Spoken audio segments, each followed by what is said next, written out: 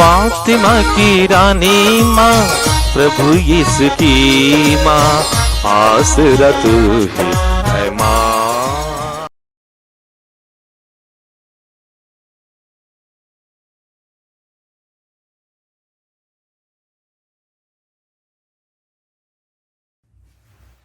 पहला पाठ प्रेरित चरित्र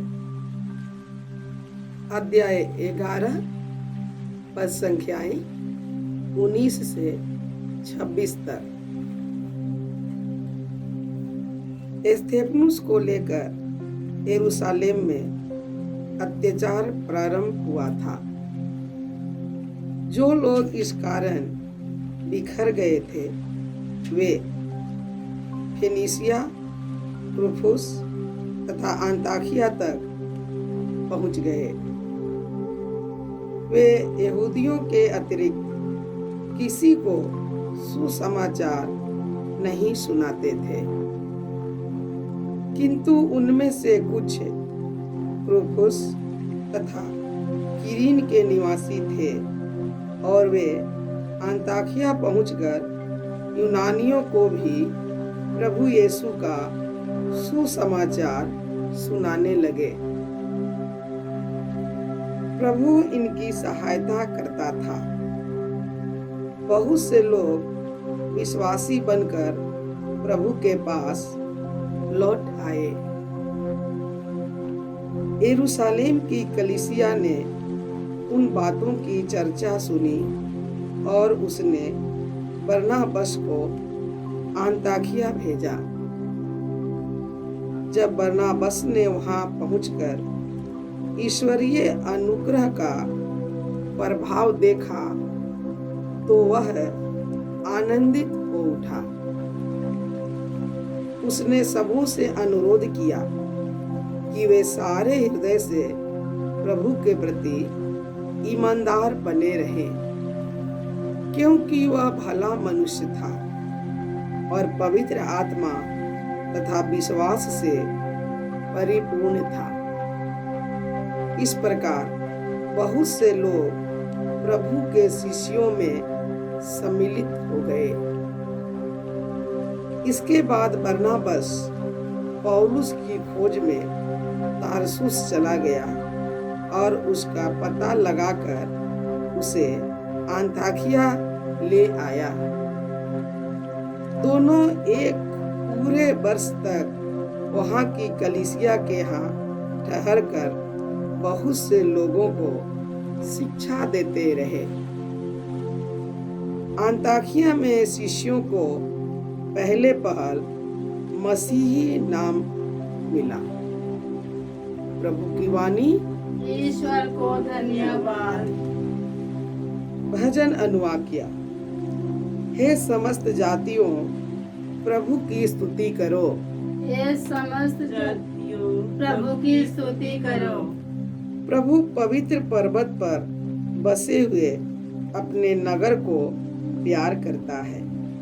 याकूब के अन्य नगरों की अपेक्षा सियोन के फाटक प्रभु को अधिक प्रिय है।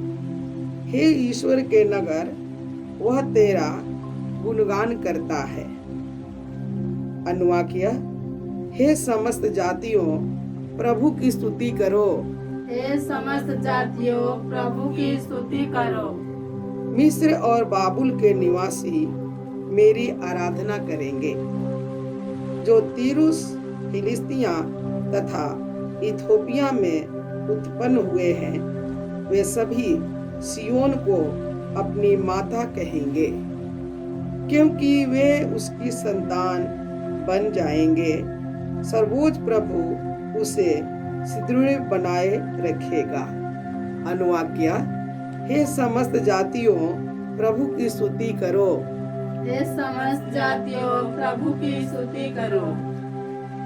वह राष्ट्रों की सूची में उनके विषय में लिखेगा कि वे सियोन की संतान हैं। वे सब नृत्य करते हुए यह गाएंगे, सभी लोग तुझे अपनी मातृभूमि मानते हैं। अनुवाद किया। हे समस्त जातियों, प्रभु की स्तुति करो। हे समस्त जय घोष। हालेलुया। प्रभु कहते हैं, मेरी भेड़ें मेरी आवाज पहचानती है, मैं उन्हें जानता हूँ और वे मेरा अनुसरण करती है।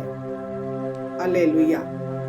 प्रभु आप लोगों के साथ हो और आपकी आत्मा के संत यूहन्ना साथ। के अनुसार पवित्र सुसमाचार हे प्रभु तेरी महिमा हो। अध्याय 10 और संख्याएं 22 से 30 तक। उस समय यरूशलेम में प्रतिष्ठान पर्व मनाया जा रहा था। जाड़े का समय था। यीशु मंदिर में सुलेमान के मंडप में टहल रहे थे। यहूदियों ने उन्हें घेर लिया और कहा, आप हमें कब तक असमंजस में रखे रहेंगे? यदि आप मसीह हों तो हमें स्पष्ट शब्दों में बता दीजिए।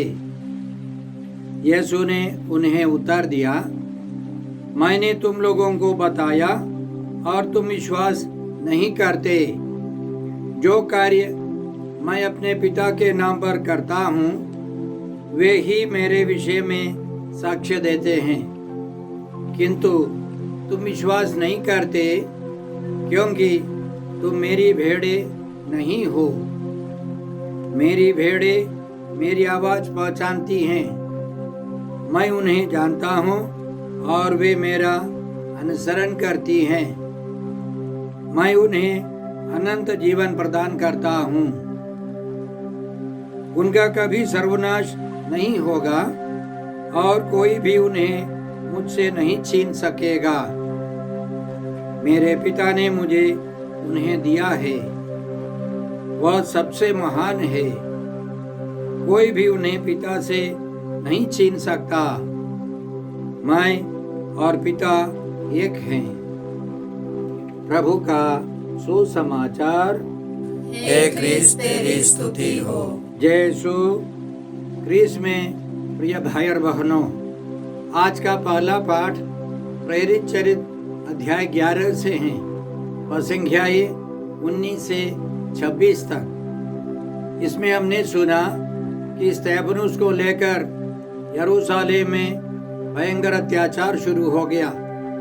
यहूदी लोग जो यीशु के अनुयायी बन गए थे, विश्वासी बन गए थे, वे सब बाहर की ओर भाग निकले, दूर दूर जाकर बसने लगे और उन्होंने शुरू में यहूदियों को प्रभु यीशु के बारे में बताया, सुसमाचार सुनाया। हम लोग पढ़ते हैं कि बहुत सारे लोग फेनीसिया, कुप्रुस और अंताकिया तक पहुंच गए और कुछ लोगों ने, कुछ कुप्रुस के निवासियों ने जाकर अंताकिया के यूनानियों को भी सुसमाचार सुनाया और बहुत सारे लोग विश्वास करने लगे।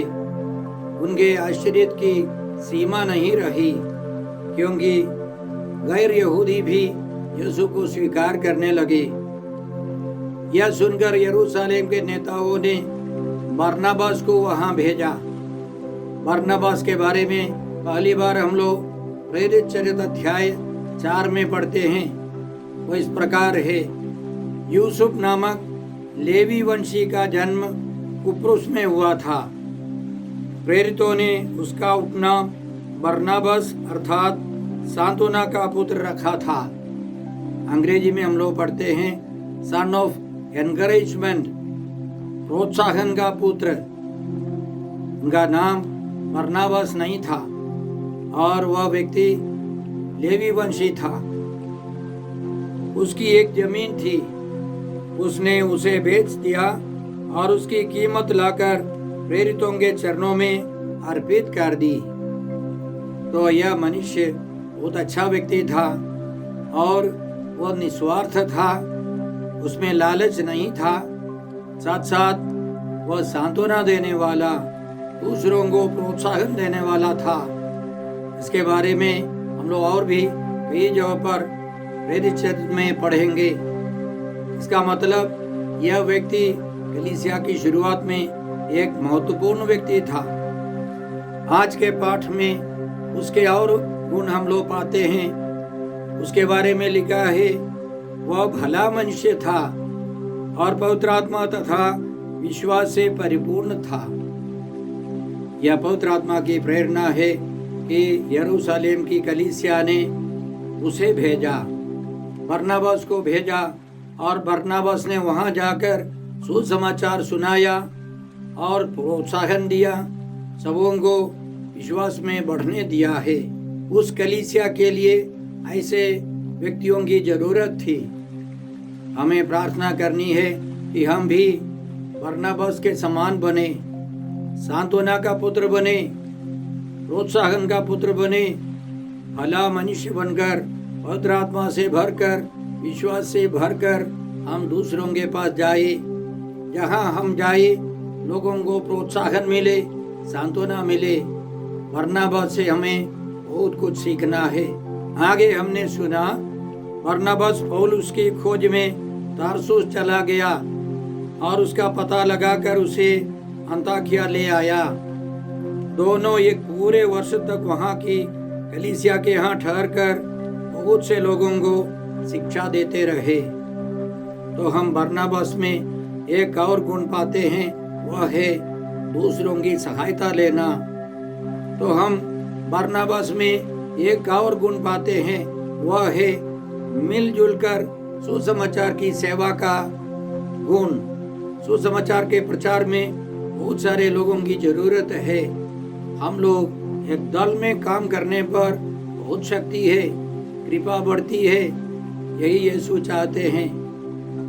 और हम जानते हैं वहाँ सबसे पहले उस विश्वासी समुदाय को लोग ईसाई मसीही कहने लगे। यह नाम बार बार हम लोग बाइबल में आगे पढ़ेंगे। हम जो विश्वासी है मसीही है। यह कलीसिया, अंताकिया की कलीसिया सबसे पहली कलीसिया थी।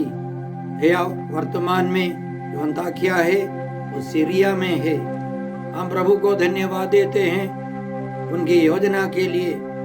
उनकी योजना थी रोम से दूर अंताकिया में सबसे पहले विश्वासी यहूदी और गैर यहूदी यूनानी सब एक साथ आए। परंपरा के अनुसार यहूदी लोग पेंतोकोस्त पर्व के अवसर पर 2 खमीरी रोटियां चढ़ाते थे और एक खमीरी रोटी यहूदियों के लिए, दूसरी रोटी जो है वह यूनानियों के लिए, गैर यहूदियों के लिए। हम यह पढ़ते हैं अंताकिया के संत इग्नासियुस ने पस्का पर्व के अवसर पर एक रोटी रखी, मात्र एक रोटी। यहूदी विश्वासी और गैर यहूदी विश्वासी एक साथ आए। यह प्रभु यीशु चाहते हैं। इसलिए आज के भजन में हम इस प्रकार ईश्वर की ओर से घोषणा करते हैं। ईश्वर का कहना है, मिस्र और बाबुल के निवासी मेरी आराधना करेंगे। मिस्र के लोग, बाबुल के लोग, इंडिया के लोग, अफ्रीका के लोग सब प्रभु यीशु की आराधना करेंगे, त्रिएक ईश्वर की आराधना करेंगे। जो तीरूस, फिलिस्तिया तथा इथोपिया में उत्पन्न हुए हैं, वे सभी सियोन को अपनी माता कहेंगे, क्योंकि वे उसकी संतान बन जाएंगे। हम सब प्रभु यीशु की संतान बन जाएंगे। हम सब त्रिएक ईश्वर की संतान बन जाएंगे। यह ईश्वर की योजना है। सर्वोच्च प्रभु से सुदृढ़ बनाए रखेगा। वह राष्ट्रों की सूची में उनके विषय में लिखेगा कि वे सियोन की संतान है। सियोन माने यरूशलेम। हम सब यरूशलेम में मरने वाले, जी उठने वाले प्रभु यीशु की संतान हैं। वे सब नृत्य करते हुए यह गाएंगे, सभी लोग तुझे अपनी मातृभूमि मानते हैं। हमारा नवीन यरूशलेम स्वर्ग है और उसके लिए हम लोग कलीसिया में रहकर, संस्कारों को पाकर, वचन पढ़कर, प्रार्थना कर हम सियोन की ओर यात्रा कर रहे हैं। स्वर्गीय सियोन, यही हमारा लक्ष्य है। हम प्रभु को धन्यवाद देते हैं इस महान योजना के लिए, क्योंकि संत योहन अपने पहले पत्र में हमको यह समझाते हैं, अध्याय 2 में, यीशु ने हमारे पापों के लिए प्रायश्चित किया है, और न केवल हमारे पापों के लिए बल्कि समस्त संसार के पापों के लिए भी। यीशु ने सभी लोगों के सभी पापों के प्रायश्चित के लिए अपना जीवन बलि चढ़ाया है। और प्रभु यीशु कहते हैं, सभी लोग मेरे पास आए, मेरी और भी भेड़ें हैं जो इस भेड़शाला की नहीं है, उनको भी लेके आना है। संत पौलुस तिमोथी के नाम पहले पत्र अध्याय 2 और संख्या 4 में इस प्रकार लिखते हैं, ईश्वर चाहता है कि सभी मनुष्य मुक्ति प्राप्त करे और सत्य को जाने। तो हम लोग आज विशेष रूप से प्रार्थना करें कि संसार भर के सभी लोग प्रभु यीशु को जाने और मुक्ति का अनुभव करें। इसके लिए हमें बरनबास के समान, संत पौलुस के समान प्रार्थना करनी है और अपना योगदान देना है, सुसमाचार बनना है, सुसमाचार दूसरों तक पहुंचाना है। हम यह कृपा मांगते हैं। आज के सुसमाचार में हमने सुना कि यरूशलेम मंदिर में यहूदियों ने यीशु को घेर लिया और यह सवाल किया, आप हमें कब तक असमंजस में रखे रहेंगे? यदि आप मसीह हो तो हमें स्पष्ट शब्दों में बता दीजिए। स्पष्ट शब्दों में वे सुनना चाहते हैं। तो यीशु का कहना था, मैंने तुम लोगों को बताया और तुम विश्वास नहीं करते। अनेकों बार इसके पहले यीशु ने साफ साफ समझाया अपने बारे में। उदाहरण के लिए, एक रोगी को चंगा करने के बाद वहां आने वाले लोगों को प्रभु यीशु ने पिता ईश्वर और अपने बीच में जो रिश्ता है उन सब के बारे में समझाया, फिर भी वे नहीं मानते। यीशु का कहना था कि पिता ईश्वर ने न्याय करने का अधिकार पुत्र को दिया है, उसका कारण भी बताया, फिर भी वे मानने के लिए तैयार नहीं है। अध्याय 6 में हम लोग पढ़ते हैं, प्रभु यीशु ने कहा, जीवन की रोटी मैं हूँ। तुम्हारे पूर्वजों ने मरुभूमि में मन्ना खाया। मैं जिस रोटी के विषय में कहता हूँ वह स्वर्ग से उतरती है और जो उसे खाता है वह नहीं मरता। जीवन की रोटी मैं हूँ, जो मेरे पास आता है उसे कभी भूख नहीं लगेगी, जो मुझ में विश्वास करता है उसे कभी प्यास नहीं लगेगी। फिर भी वे विश्वास करने के लिए तैयार नहीं है। उनका सवाल था, यह कैसे स्वर्ग से उतरी हुई रोटी है? इसके माँ बाप को हम जानते हैं। जब आगे यीशु ने बताया, मेरे मांस को खाना है, मेरे लहू को पीना है, वे बिल्कुल सुनने के लिए तैयार नहीं थे।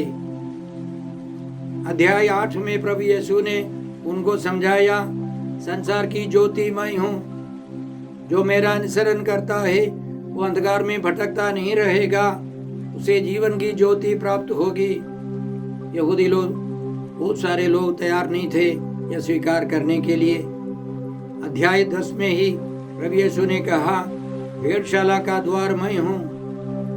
यजकियेल के ग्रंथ जानने वाले सब यहूदी जानते थे, ईश्वर ने बताया था, मैं भला गडेरिया बनकर आऊंगा। और यीशु ने यह भी बताया, भला गडेरिया मैं हूँ। भला गडेरिया अपनी भेड़ों के लिए अपने प्राण दे देता है। यह सब सुनने के बाद भी वे लोग और स्पष्ट शब्द चाहते हैं, और इसलिए यीशु ने कहा, जो कार्य मैं अपने पिता के नाम पर करता हूँ वे ही मेरे विषय में साक्ष्य देते हैं, किंतु तुम विश्वास नहीं करते, क्योंकि तुम मेरी भेड़े नहीं हो। हम बाइबल से यह समझ लेते हैं, सबों को विश्वास का वरदान नहीं है। वर्तमान युग में भी करीब 800 करोड़ लोगों में मात्र 200 करोड़ लोग प्रभु यीशु को जानते हैं। 600 करोड़ लोग प्रभु यीशु को नहीं जानते हैं। वे अंधकार अविश्वास में भटकते रहते हैं। इसलिए संत पौलुस थिस्सलुनीकियों के नाम दूसरे पत्र अध्याय 3 में इस प्रकार लिखते हैं, भाइयों आप हमारे लिए प्रार्थना करें, जिससे प्रभु का वचन आप लोगों के यहाँ की तरह शीघ्र ही फैल जाए और समादृत हो, और यह भी कि टेढ़े तथा दुष्ट लोग हमारे कार्य में बाधा ना डाले, क्योंकि सबों को विश्वास का वरदान नहीं दिया जाता है। सबों को विश्वास का वरदान नहीं दिया जाता है। सबों के पास विश्वास का, सच्चे ईश्वर में सच्चा विश्वास का वरदान नहीं है। आज के सुसमाचार का दूसरा विषय है, प्रभु यीशु कहते हैं, मेरी भेड़ें मेरी आवाज पहचानती हैं, मैं उन्हें जानता हूँ और वे मेरा अनुसरण करती हैं। मैं उन्हें अनंत जीवन प्रदान करता हूँ, उनका सर्वनाश नहीं होगा। प्रभु यीशु और उनके विश्वासियों के बीच में एक घना रिश्ता है। जिन्होंने प्रभु यीशु को परम प्रसाद में ग्रहण किया है, जिनके अंदर परम प्रसाद में उपस्थित यीशु है, वह एक विशेष व्यक्ति है।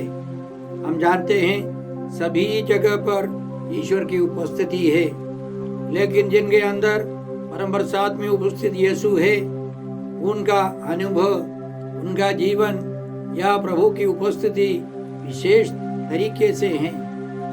उसका वर्णन हम नहीं कर सकते हैं। इसलिए यीशु के भक्त जहाँ जाए वहाँ अंधकार हटता जाएगा, वहाँ पवित्र आत्मा की शक्ति, त्रिएक ईश्वर की महिमा प्रकट होती रहेगी। और अंतिम में प्रभु यीशु कहते हैं, मैं और पिता एक हैं। त्रिएक ईश्वर और उनके बीच में एक गहरा रिश्ता है, वह है पवित्र आत्मा ईश्वर। पिता ईश्वर पुत्र ईश्वर के बीच में एक घनिष्ठ रिश्ता है। वह रिश्ता पवित्र आत्मा के द्वारा है। तीनों तीन व्यक्ति है, लेकिन एक ही स्वभाव है। ईश्वर का स्वभाव है परम पवित्रता। ईश्वर का स्वभाव है अनंत प्रेम, अनंत शांति, अनंत आनंद। हम त्रिएक ईश्वर को पूर्ण रूप से अपनाए, उनका जीवन हमारे द्वारा दूसरों में फैलता जाए, इसके लिए हम प्रार्थना करते हैं। हे अब्बा पिता, हे प्रभु यीशु, हे पवित्र आत्मा ईश्वर, आज के सारे पवित्र वचनों के लिए हम तुझे धन्यवाद देते हैं और प्रार्थना करते हैं कि सभी मनुष्य यीशु को जाने, मुक्ति का अनुभव करे, त्रिएक ईश्वर की संतान का जीवन बिता सके। हम यह प्रार्थना करते हैं प्रभु क्रिस्त के द्वारा। हमारे प्रभु यीशु क्रिस्त की कृपा, ईश्वर का प्रेम और पवित्र आत्मा का साहचर्य आप सबों को प्राप्त हो। आमीन।